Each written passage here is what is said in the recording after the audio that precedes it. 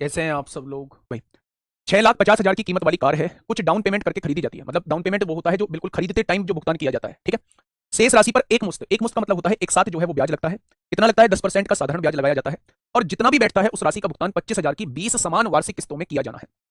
एक मुश्त ब्याज लगाने के बाद जितनी भी राशि बैठती है वो 25,000 की 20 समान वार्षिक किस्तों में किया जाना है। तो डाउन पेमेंट की राशि कितनी है, यानी कि खरीदते टाइम कार को कितना पेमेंट किया गया, वो आप लोगों से ये पूछा है, ठीक है। देखिए ध्यान से।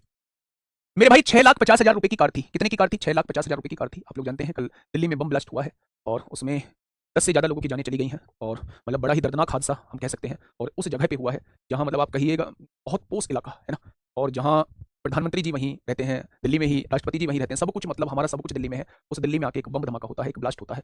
वो वास्तव में सोचने का विषय है कि आखिर ऐसा हो कैसे गया, ठीक है। तो सबसे पहले उन लोगों को मैं यही प्रार्थना करूंगा कि उन लोगों की आत्मा को शांति दे, जो वहाँ जिनकी जान चली गई है, उनके परिवार को इस दुख को सहने की क्षमता दे भगवान, है ना।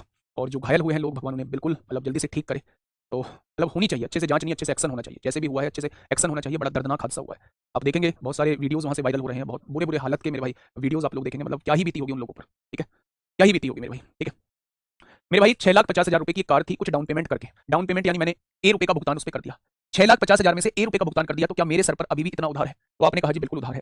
इस पर एक साथ 10% का साधारण ब्याज लगाया गया, यानी 10% के साधारण ब्याज का मतलब है कि ये वाली राशि 10 से 1 बढ़ के डायरेक्ट कितनी हो जाएगी? 11 हो जाएगी, ठीक है। यानी इतना पैसा हो जाएगा, इतना पैसा मुझे लौटाना है। उसने कहा है ये पैसा जो है वो 25,000 की 20 समान वार्षिक किस्तों में दिया जाएगा, यानी कि ये पैसा जो है वो 25,000 की 20 समान किस्तों में दिया जाएगा। क्या 20 समान किस्तों में इतना पैसा दिया जाएगा? क्या 20 समान किस्तों में 25,000 के हिसाब से इतना पैसा दिया जाएगा? मेरी बात को समझने की कोशिश करिएगा, मैं आपसे क्या कहना चाह रहा हूँ। 6,50,000 की कार थी, उसमें से ए रुपए का भुगतान मैंने कार खरीदते समय कर दिया है, यानी मुझ पर इतना उधार है। उसने एक लाइन बोली है एक साथ ब्याज लगता है, एक मुश्त यानी पूरी राशि पर एक साथ ब्याज लगता है 10%। 10% के ब्याज लगने का मतलब है 1/10, यानी ये राशि 10 से 1 बढ़ के अब 11 हो जाती होगी। यानी कुल मिला के मेरे सर पर बोझ इतना है, मुझे इतना उधार चुकाना है, और ये उधार जो है वो मैंने 25,000 की 20 किस्तों में चुकाया है। तो क्या मेरे प्यारे दोस्त आप कह सकते हैं कि मेरे सर पर उधार इतना है? ठीक है। अब यहाँ से देखिए मेरे भाई 10 यहाँ जीरो डिवाइड में आएगा और ये 11 गुणा में है, इधर के भाग में आएगा। तो आप कहेंगे 25 दूनी 50 होंगे और यहाँ से 5 जीरो आ जाएंगे, 3 4 5। और यहाँ जब हम 11 से डिवाइड करेंगे तो 11 चौक 44 होता है, 6 बचेगा। 11 पंजे 55 होता है, 5 बचेगा। 11 चौक 44 होता है, 6 बचेगा। 11 पंजे 55 होता है, 5 बचेगा। 11 चौक 44 होता है, 6 बचेगा। 11 पंजे 55 होता है, ये आपके सामने ये आ जाएगा, ठीक है। मेरे भाई अगर मुझे एक की वैल्यू निकालनी है तो उसे जब इसे इधर लेके आओगे 6,50,000 में से मैं किसको घटा दूंगा? 45,000 को घटा दूंगा। तो मेरे प्यारे दोस्तों कितनी आने वाली है एक की वैल्यू? कि आप कहेंगे 10 में से 5 गया 5 बचेगा, 9 में से 4 गया 5 बचेगा, 9 में से 5 गया 4 बचेगा, 9 में से 4 गया 5 बचेगा, 14 में से 5 गया 9, यानी कि 1,95,455 आने वाली है। 1,95,455 आने वाली है। डाउन पेमेंट की राशि अगर पूछी जाती है तो 1,95,455 आने वाली है, ठीक है। बहुत बढ़िया, बहुत शानदार, बहुत शानदार, बहुत लाजवाब, ठीक है।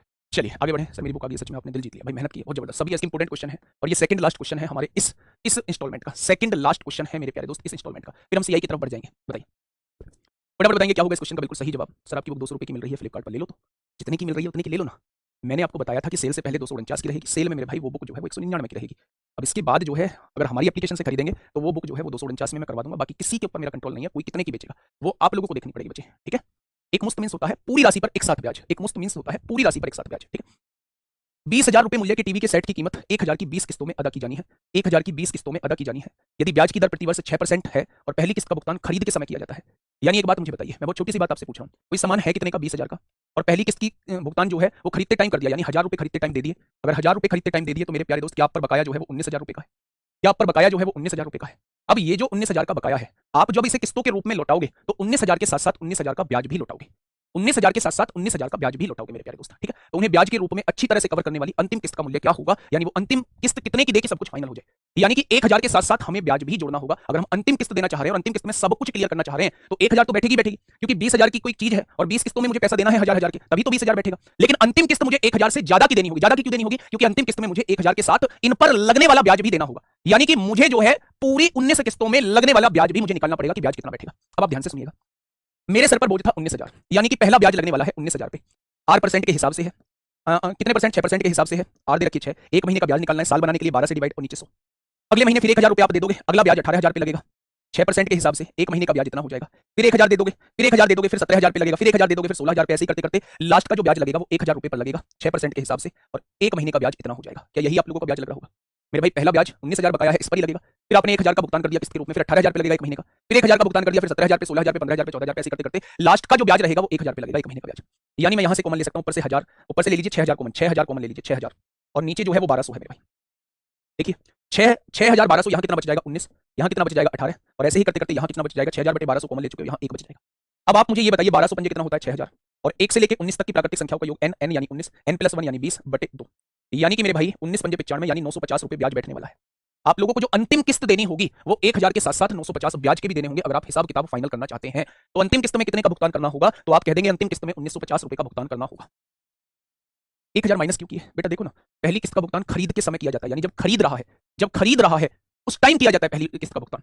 यानी कि मेरे प्यारे दोस्त, अगर 20,000 रुपए की कोई चीज थी तो खरीदते टाइम जो है 1000 रुपए का भुगतान कर दिया, तो अब 19,000 आप पर उधार है। ये कह रहा है 1,000 की किस्त बैठ रही है, 19 किस्त में दूंगा, लेकिन लास्ट की किस्त कितने की दूं कि सारा हिसाब फाइनल हो जाए। तो लास्ट की किस्त में मुझे 1000 के साथ साथ ब्याज भी देना होगा। तो इस राशि पर लगने वाला ब्याज मैं निकाल लेता हूं कि इस 19 महीने में इस राशि पर लगने वाला ब्याज कितना हो जाएगा। तो पहला ब्याज 19,000 पे लगेगा 6% के हिसाब से, एक महीने का है बच्चे, एक महीने का है, ठीक है बच्चे। तो अगर आपको कैसे पता चला कि ये मासिक दी जा रही है, जब भी मेरे भाई ज्यादा किस्तें दिए हुए 20 किस्तें, 22 किस्तें, 25 किस्तें, तो समझ जाना ये मासिक का क्वेश्चन है, ठीक है। तो पहला ब्याज 19,000 रुपए पर 6% के हिसाब से एक महीने का, नीचे से क्या कहना चाह रहा है 12,800 रुपए की ऋण, बेटा लास्ट क्वेश्चन करा रहा हूं इसमें।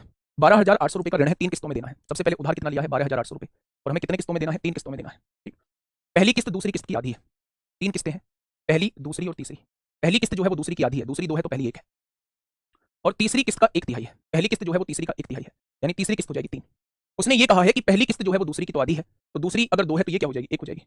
और उसने कहा तीसरी की 1/3 है मेरे भाई, तीसरी की 1/3 मतलब तीसरी 3 होगी, ये 1 है, तो ठीक है, कोई दिक्कत नहीं। मैंने मान लिया कि ये 100 रुपए किस्त है, ये 200 रुपए किस्त है, और ये 300 रुपए किस्त है। क्वेश्चन सॉल्व करने में आसानी रहेगी, ठीक है। यदि किस्त की राशि पर शेष समय के लिए ब्याज दर 10% दे हो तो तीनों किस्तों की राशि को ज्ञात करें।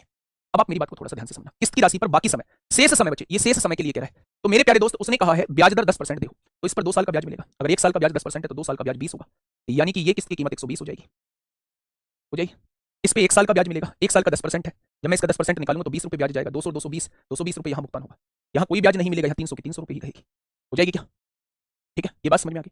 अब मेरे प्यारे दोस्त, मैंने कितने का भुगतान कर दिया, 300, 200, 500, 600, 640 का भुगतान कर दिया है, और उसने मुझसे कितने का भुगतान करने के लिए कहा है 12,800 का। तो मेरे भाई 0 से 0 करके 64 दूनी 128 का 1 बराबर 20 आ जाएगा। अगर 1 बराबर 20 आ चुका है तो पहली किस्त कितनी आ जाएगी, 2,000 आ जाएगी। अगर 1 बराबर 20 आ चुका है तो दूसरी किस्त कितनी आ जाएगी, 4,000 आ जाएगी। अगर 1 बराबर 20 आ चुका है तो तीसरी किस्त कितनी आ जाएगी, 6,000 आ जाएगी। यानी आंसर हो जाएगा 2,000, 4,000, 6,000। ऑप्शन नंबर ए इस क्वेश्चन का जवाब हो जाएगा, ठीक है। चलिए, इसके जैसा ही एक और क्वेश्चन मैं आपको बता रहा हूँ, ये बिल्कुल सेम इसके जैसा ही मैं आपको एचडब्ल्यू में दे रहा हूँ, बिल्कुल इसी के जैसा है, सॉल्व जरूर करना। एक बार इंटरेस्ट की किस्त जो थी वो थोड़ी सी पेचीदी थी, कंपाउंड इंटरेस्ट की किस्त जो है वो बड़ी आसान है। कंपाउंड इंटरेस्ट की जो किस्त है ना, वो मेरे प्यारे दोस्त बड़ी आसान है, बड़ी आसान है मेरे भाई। थोड़ा सा कैलकुलेशन तो बैठती है लेकिन आसान बन जाती है। 2024 में आपसे पूछा गया है, देखिए बात को थोड़ी सी ध्यान से समझिए। एक बिल्डर 2550 रुपए उधार लेता है, बेटा जी उधार ली गई राशि है, जिसे 2 समान वार्षिक किस्तों में, कितनी किस्तों में चुकाना है, 2 समान वार्षिक किस्तों में 2 वर्ष के अंत तक 4% प्रतिवर्ष की दर से चक्रवृद्धि ब्याज के साथ वापस भुगतान किया जाना है। बेटा 6% सालाना है, तभी तो 12 से डिवाइड करके टाइम को साल में बनाया है मेरे भाई। प्रत्येक किस्त कितनी होगी वो आपसे ये पूछना चाह रहा है, थोड़ा सा ध्यान से सुनना, ठीक है मेरे प्यारे दोस्त। अगर मैं आपसे कहूं रेट ऑफ इंटरेस्ट कितनी है, 4% है, 4% की फ्रैक्शन कितनी होती है, बच्चा ध्यान से सुनना, पहला क्वेश्चन समझ लेना, आगे के क्वेश्चन खुद करते चले जाओगे। 4% का मतलब होता है 1/15, 4% का मतलब होता है 1/25, ठीक है। यानी कि अगर पहला 25 रुपए आपने उधार लिया है तो 1 रुपए के ब्याज के साथ आप उसे 26 रुपए लौटाओगे। लेकिन उसने कहा है 2 समान वार्षिक किस्त, तो दूसरी किस्त में इसका स्क्वायर करोगे, यानी 625 रुपए आपने उधार लिया है तो आपको 676 रुपए लौटाने होंगे, स्क्वायर कर दिया। क्योंकि मेरे भाई उसने 2 किस्तों में कहा है लेकिन समान किस्त बोली है, समान करने के लिए यहां 26 की गुणा कर दो, तो यहां भी आपको 26 की गुणा करनी पड़ेगी। 25 छिक्का 150 को 0 हासिल 15, 25 दूनी 50 और 15 650, 650 ये रहे, 625 ये रहे, यानी टोटल 1275 रुपए आपने उधार लिए हैं। 676 और 676 कितना हो जाएगा, 1352 रुपए आपने जो है वो किस्तों के रूप में पैसा लौटाया है, यही तो है। अब क्वेश्चन ने कहा है 2550 रुपए उधार लेता है, मेरे हिसाब से 1275 है, क्वेश्चन ने कहा है 2550 रुपए उधार लेता है, तो 1275 दूनी कितना हो जाएगा, 2550 हो जाएगा, 1 बराबर 2 आ गया।